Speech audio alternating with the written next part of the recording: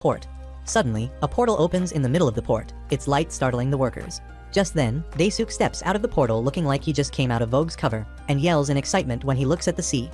Luna welcomes him with a smile, and he waves at her as she explains that they are in the port city of Sessanoma. As they walk through the streets, Lena tells him that the goods constantly flow in and out of the port, and the travelers waiting for ships often spend the night here.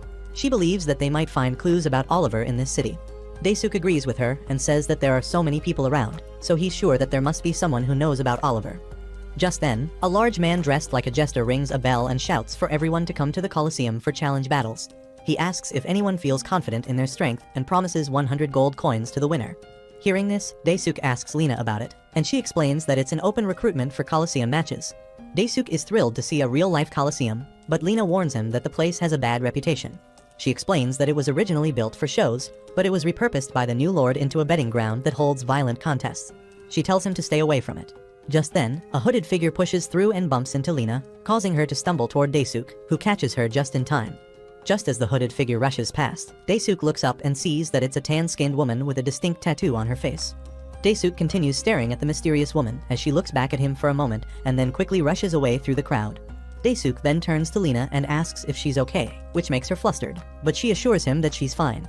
She bows slightly to apologize for grabbing onto him when someone bumped into her, but Daesuk tells her not to worry about it. Meanwhile, the hooded woman continues running through the crowd and bumps into more people as she goes. Daesuk looks at her with curiosity with his Sherlock Holmes mind. Afterward, he and Lena enter a food restaurant named Sango's Eatery, and when the food arrives, Daesuk's eyes light up at the sight of a plate of wood-grilled steak. He says that it looks delicious, and Lena is pleased to hear it and tells him to treat this meal as a thank you for earlier. Lena explains that a nut is a common large fish found near the water's surface, and the wood-grilled steak is a local specialty. She then cheerfully shouts her thanks for the meal and recites a short prayer that shows gratitude for the bounty of the ocean and land. Daesuk claps his hands together and says the same thing before they both start eating their food. After taking his first bite, Daesuk immediately shouts that it's delicious and compares the taste of a nut to mackerel. Then he holds a fork with a piece of fish in the air and says that it would pair well with ginger soy or ponzu sauce, and adds that he would love to eat this dish with some Japanese sake. Lena enjoys the food too, but she notices that Daesuk has gone quiet and asks if something is wrong. He softly comments that her face looks like that when she smiles. Lena becomes flustered and asks if he finds it weird, but Daesuk laughs gently and says no. As they continue their meal, Lena tells him that the treat is on her today and encourages him to order anything he likes. But suddenly, she starts to panic and begins searching the table and the floor, which makes Daesuk confused and worried. Lena tells him that her wallet is missing and thinks back to the hooded woman who bumped into her earlier and suspects that the woman must have stolen her wallet. Meanwhile, the tan-skinned woman with long ears looks at a pouch and says that the night must be loaded. Then she remembers Daesuk's strange outfit and finds a talisman inside the coin pouch. She holds it up with her fingers and studies the unfamiliar writing and wonders who Daesuk really is. Back at the restaurant, Lena bows and apologizes to Daesuk for losing the talisman he gave her earlier. But our Sigma guy tells her not to worry since he still has plenty and reassures her that he'll pay for the meal himself. But as Daesuk hands over a Japanese 10,000 yen bill, the restaurant owner looks at him with confusion. Then she flicks it away and angrily asks what he expects her to do with this worthless piece of paper. Daesuk shouts in disbelief as she tosses it aside, but she scolds him and says that the restaurant only accepts copper and silver coins. Hearing this, Daesuk pulls out his phone and asks if they can do a wireless payment instead, which only makes the owner angrier. Just then, Lena appears like a wild card entry, wearing a waitress outfit and carrying food and drinks to customers. She apologizes for the wait, while the customers go wild when they see her innocent beauty. They begin to ask her to take their orders, and the rumors about a new, adorable waitress start to spread outside the shop. Just then, the restaurant owner hands Lena another plate of food and tells her she's going to work her to the bone to pay off her tab. Lena agrees and promises to do her best. Scene shifts to Daesuk, who is chopping wood with an axe while an old man smoking a pipe praises him for his strength. Daesuk thanks him for the compliment, and the old man adds that he's grateful since his body is too old and frail to do that kind of work anymore. Once their chores are finished, Lena once again apologizes to Daesuk for everything that happened because of her stolen wallet. But Daesuk smiles and tells her it's fine because he worked for his own meal and had fun doing it. Then Daesuk starts thinking that he needs to find a way to make money in this world, or things might get difficult for them later. He considers earning money by defeating enemies in games, but he feels that the system seems kind of strange. Suddenly, a man slams his fist on a table and yells about being charged for a drink he hasn't even sipped. This commotion draws the attention of the mysterious hooded woman, while the restaurant owner tells the man it's his own fault for spilling the drink, but the man tells her to decrease the food charges, and he'll let it go. The owner yells back and asks if he plans to dine and dash, and says she won't allow it. Her words anger the man, and he draws his sword and points it at her. Seeing this, the restaurant screams with fear. Just then, Lena steps forward with her sword and tells the man that she'll fight him. But before she can act, Daesuk suddenly appears between the man and the owner, which surprises both the owner and the hooded woman. The man tells Daesuk to get lost, but Daesuk stays calm and tells him to be quiet, which makes the man angrier, and he charges at Daesuk with his sword. The owner screams at Daesuk to get out of the way, but once again, the power of America shows itself, and Daesuk shoots the sword clean out of the man's hand. The man clutches his arm in pain, and the mysterious hooded woman watches in disbelief. Lena runs over to Daesuk with concern, but he tells her he's okay and explains that he used a rubber bullet. Just then, a flashback with Krim comes into his mind in which she explains that Daesuk can turn airsoft guns into real firearms and use any kind of ammunition. Daesuk finds it convenient, while Krim tells him to use it however he wants. Back at the restaurant, more of the man's group come in to fight Daesuk, but he defends himself and shoots them too. He explains that the rubber munitions were made for riot control, and they don't have the range of a metal bullet, but they hit as hard as a heavyweight boxer's punch. He tells the attackers that the pain will knock them out but won't be lethal. Hearing this, the men immediately beg for mercy and promise to pay their bill. Seeing this, the mysterious hooded woman comments that Daesuk is amazing. Just then, Daesuk quickly apologizes to the restaurant owner for leaving his chores, but she slaps him on the back and says that she is thankful to him because she is still alive. She then tells Lena and Daesuk that they can use the rooms on the second floor. However, she adds that since they're short-staffed, Daesuk and Lena can stay and work until they save up enough money. Later, Lena is relaxing in a bubble bath and thinks about how things could have gone badly, but instead, they were saved. The scene shifts to Daesuk, checking his watch and realizing it's getting late, so he needs to head back. Just then, someone appears behind him. He turns to ask who it is and finds the tan-skinned woman from before, who asks if he's a magic user. Daesuk is surprised to see her again while she holds up the bag of money and asks if he's been looking for it. Daesuk instantly recognizes it as Lena's purse and asks her to return it. But she challenges him and tells him to come at her like he did with that goon earlier. Daesuk falls silent for a moment and tells her that he won't attack someone who's unarmed. Hearing this, she comments that he's a pretty naive guy, but she doesn't hate that. Then she leans in close and asks if he'll come with her to the Colosseum. Daesuk becomes curious about the Colosseum, and she tells him that she wants the two of them to fight together to defeat all the warriors there and win the grand prize. Then she gives him a warm hug like they are homies since dial-up, and introduces herself as Ashley. She asks Daesuk if he will join her for the Colosseum battles, and tells him that it's a good deal for both of them. But Daesuk doesn't answer right away. Just then, Lena walks in and asks who the girl is, and Daesuk explains that Ashley is the one who stole her purse. But Ashley doesn't seem to care and casually introduces herself to Lena. But Lena gets angry and demands her purse back. Seeing this, Ashley calmly tells her to relax and says that the money inside is nothing to her now since she's found a better way to earn gold. Ashley then explains that she wants to team up with Daesuk to enter the Colosseum and win the prize. She reveals that the Colosseum hosts chaotic battles where skilled fighters go against each other in a free-for-all, and the last person wins 100 gold coins. But there's a catch that the final winner has to face a powerful boss named Dorgan, who has never lost a single match and is known for his overwhelming strength. But still, Ashley believes that they can win it with Daesuk's magic that he used on the thug earlier. After Ashley finishes talking, Lena warns Daesuk not to get lured by her words and reveals that many of the fighters in the Colosseum are locals who are forced to participate. She tells him that the town's leader, Lord Hildert, uses people to fill the numbers, and escaping from the matches costs 50 gold coins, which is nearly impossible for common people to gather. Hearing this, Ashley brushes off Lena's warning and says that since both Daesuk and Lena are outsiders, they don't need to worry about that. She insists that they can just go in to win and walk away. Lena tries to explain further, but Ashley turns to Daesuk again and asks if he'll go with her. However, Daesuk turns her down and says that he doesn't trust her because it feels like she's hiding something.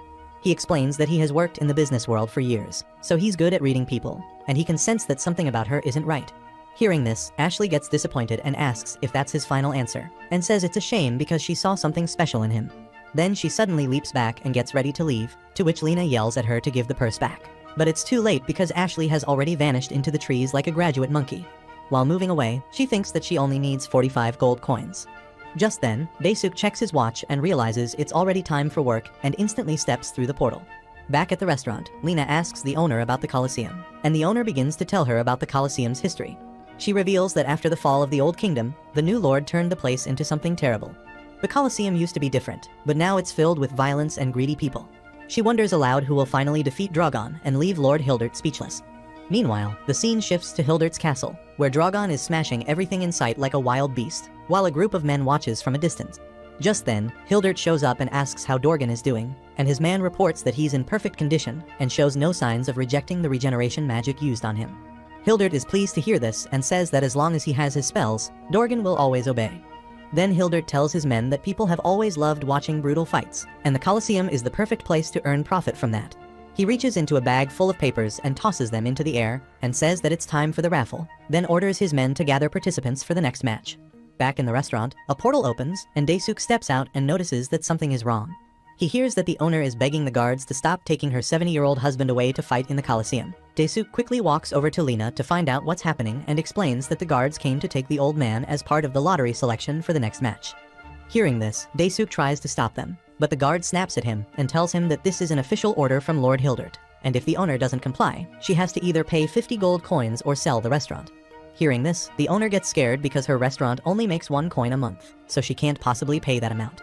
Seeing this, the guards start pulling her husband away, and then the owner finally gives in and says she'll sell the restaurant. But before they can leave, Lina steps forward and tells them that she'll take the old man's place, and the owner tries to stop her. But Lina draws her sword, takes a few quick swings, and points the blade at the guard, making his heart beat faster than Formula 1. Then she says that even if she's dressed as a waitress, she's still a knight and confident in her skills. Seeing this, the guard tells Lina that there's no issue if she takes the old man's place, but the restaurant owner keeps begging Lina not to go. Suddenly, Ashley shows up and offers to help and says that she wants half of the prize in return. Just then, Daesuk appears beside them and tells Lina that he's going too. Then Lina turns away from the owner and gently tells her to forgive her, as she's going to take a break from her job for now. Hearing this, the owner asks if they're really serious about doing this, to which Lina smiles and tells her they're going to try their best to defeat Dorgan and leave Lord Hildert speechless. The scene shifts to the massive Colosseum, where the free-for-all battle is about to begin. A man stands on a podium and announces to the crowd that the battle challenge is starting, urging anyone confident in their strength to enter through the participant gate. Warriors from all over are gathered, dressed in various types of armor and carrying different weapons. Just then, another man in the audience stands up and shouts that the moment they've all waited for has come, and tells them that the fighters are about to enter. The gates of the Colosseum swing open, and the warriors start to walk in. Daesuk and Lina are also among them, and they can feel the heavy pressure of the fighters around them. The crowd shouts at the warriors to fight, and some of the fighters yell back that they will be the last ones standing. Ashley walks in too with her whip-like weapon, and thinks that none of these people can match Daesuk. Just then, Lord Hildert appears above the arena where everyone can see him. He tells the fighters they have done well to gather here as brave warriors, and then he raises his arm and shouts that they must fight, and the one who stands at the end will win 100 gold coins. Trumpets blast around the Colosseum, signaling the start of the battle. The warriors break into groups and begin fighting each other. Metal clashes loudly across the arena. Lina tells Daesuk she'll leave her back to him, and he tells her to go ahead and trust him. The two stand back to back, ready to face anyone. After that, he announces the start of the battle. Both Lina and Daesuk are standing ready to face the opponents, and Lina shouts that she'll leave the rear to Daesuk, and he nods in response. The battle keeps going as more warriors start focusing on Lina and Daesuk. One of them steps forward and calls himself Herodias Roman III and says that he came to the Colosseum to test his skills. Then he charges at Lina and tells her to face his unbeatable blade, but Lina stays calm and takes him down easily with a single swing of her sword. Right after that, two more warriors join the fight and shout that they'll be the last ones standing. Seeing this, Lina charges at them and strikes both down with all her power, making them rethink their life choices. Just then, more warriors rush at her, and she takes a deep breath and uses a new move called Sonic Zapper that blasts away anyone it hits. The other warriors are shocked by her power, but Lina doesn't slow down and keeps charging at the crowd of warriors, and cuts them down one by one. Soon, the warriors start to realize that she must be a trained swordsman and is way out of their league. They figure out that their only chance is to attack her from behind, where Daesuk is guarding. But as one warrior gets close, Daesuk calmly pulls out his gun and shoots him without a word. This shocks the warriors, and they wonder if he used magic. Hearing this, Daesuk admires the gun he's using and says that it's high caliber but easy to handle, while the warriors are still confused and can't even tell what hit them. Meanwhile, Daesuk tells Lina that his weapon is a government-issued CT model that fires .45 ACT rounds instead of 9mm. He explains that it doesn't have much range, but its weight gives a heavy shock impact. He says all this while dodging attacks, and then shoots another warrior at point-blank range and drops them in a single shot. Then he tells everyone the bullets are rubber-tipped and will only stop without killing. The crowd gets impressed by Daesuk's skills and starts cheering for him. Daesuk raises his gun and warns the remaining warriors not to come any closer. Meanwhile, Herodias recovers from Lina's earlier hit and admits that she's strong and promises not to drop his guard again, but he can only watch as she keeps taking out warrior after warrior. Daesuk keeps firing at anyone who gets near them, and together, they completely dominate the battlefield. Meanwhile, on the edge of the arena, a group of innocent villagers is trembling in fear because they were forced into the match and don't even know how to hold a sword. Just then, a skilled warrior notices them and starts walking over and thinking that they'll be easy targets. Seeing this, the villagers scream and shut their eyes in fear. But before he can strike, something hits him hard and sends him flying like a rocket with no countdown. Ashley stands there with her whip in hand, warning the warrior to back off. She tells him that if he touches them, she'll be his next opponent. Just then, one of the villagers says with shock that she saved him, and Ashley calls him Ethan, explaining that she's been searching for a man who wears a scarf just like his. Meanwhile, the crowd keeps shouting for more blood and fights. The owner of the restaurant looks around with worry, wondering if Lena and Daesuk will be okay. Just then, a man near her shouts for the crowd to place their bets and tells them this is their last chance, and announces that the highest chances are on the guy in strange clothes and the night girl. Back on the field, one of the warriors realizes that while Lena is strong, Daesuk is even more dangerous, and he will finish them before they even get close. Just then, one of them notices that, unlike Lena, Daesuk hasn't actually taken anyone down yet. They come up with a plan that if they all gang up on Daesuk, they might be able to win. They begin their plan instantly, and Daesuk spots that enemies are attacking him from both sides. He tries to dodge, but the strikes keep coming and make it difficult for him to handle. Seeing this, the warriors laugh and say that even if one of them falls, the rest will take him down. Daesuk quickly backs off to get some space and admits that their plan is smart, while Lena shouts that they're cowards. But Daesuk doesn't back down and calmly reaches into a portal, while the warriors watch in confusion and wonder what he's doing. Meanwhile, Ashley tells the villagers to run away from all of the warriors and explains that the last one standing will win. But losing doesn't mean death, so they should surrender and still survive. But the villagers are scared and say that if they lose, they'll just be forced to fight again and again. Ashley gets frustrated and urges them to survive, and says that they can figure something out once they get through this. Just then, she notices that Daesuk is now holding a new weapon and blasting the warriors with it like a firecracker. Seeing this, the warriors shout in shock and wonder what kind of weird hammer he's using. Daesuk reloads and introduces it as the Ingram M10, which is an American-made submachine gun. He explains that it shoots pistol rounds rapidly and is easier to handle than a rifle, and it is perfect for close combat. Then he fires again and sprays bullets towards the attackers and tells them it's like a machine pistol, which is great for hitting multiple targets. The crowd cheers loudly as he takes down more enemies, and seeing this, Ashley starts to believe that Daesuk might actually win this match. Even Lord Hildert is impressed and says that they finally have a real contender. Then he tells his men to release Dorgan, to which one of them asks if it's too soon, but Hildert says that it would be boring to wait until the end. The men obey, and the gate to the arena slowly opens, and everyone turns to look towards it. Dorgan comes out of the gate, and his presence alone sends warriors flying, and his huge figure smashes everything in his path like a wild beast. The warriors panic and start running as Dorgan stomps the ground and rushes forward. Then, it appears right in front of Daesuk and Ashley and towers over him like a giant. The announcer shouts that the moment for the arrival of the strongest warrior, Dorgan, has finally come. The crowd begins to chant his name as Dorgan roars back and gets ready to destroy everything in sight. Then he grabs two warriors with his bare hands and lifts them into the air. They scream for help, but no one can stop him. Seeing this, Daesuk immediately fires at Dorgan, but the bullets do nothing, which shocks him. Just then, Dorgan swings at him, but Daesuk dodges just in time and rushes back to Lena. She calls out to him with worry, but he says he's fine and admits that Dorgan is way more dangerous than he expected. The other warriors are also stunned because no one told them that Dorgan would be this strong. Just then, Lord Hildert announces that if they want freedom, they have to fight for it now, and the entire arena falls silent. All attention shifts to Dorgan, and everyone is waiting to see who can defeat the strongest warrior of all. Just then, Dorgan lets out a fierce roar, and every warrior in the arena stops to stare, and even the restaurant owner gasps at his sudden roar. Meanwhile, Lena holds her ground and stands there fearlessly. The other fighters rush in from all sides and try to overwhelm him with numbers, but one mighty swing of Dorgan's arm sends most of them flying across the battlefield. Seeing this, some warriors hesitate and realize that they have underestimated him. Just then, Ashley steps forward like a low-budget Marvel hero and urges the frightened fighters to stay patient, and then she charges towards Dorgan alone.